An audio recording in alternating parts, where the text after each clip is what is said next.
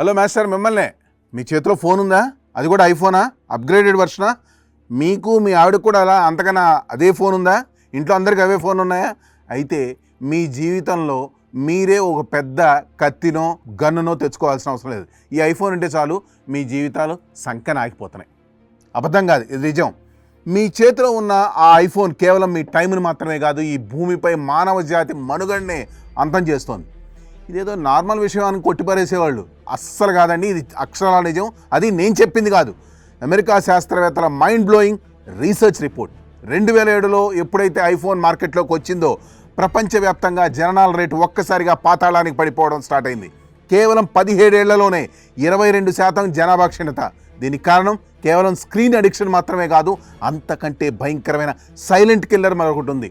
Mobile నుండి వచ్చే ఆ ప్రమాదకరమైన రేడియేషన్ పురుషుల్లో స్పర్మ్ కౌంట్ను దారుణంగా పడిపోయేలా చేస్తుంది.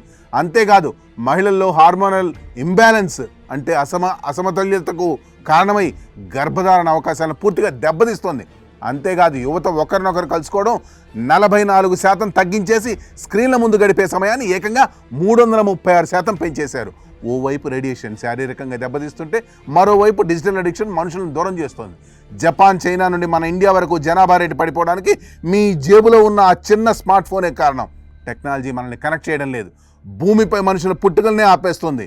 ఒక్కసారి ఆలోచించండి, థింక్ అబౌట్ ఇట్. ఇది అన్ని ఫోన్లకి వర్తిస్తుంది, కాకపోతే ఐఫోన్ అంతకన్నా పెద్ద ప్రమాదకరమైంది. ఆలోచించండి, థింక్ అబౌట్ ఇట్.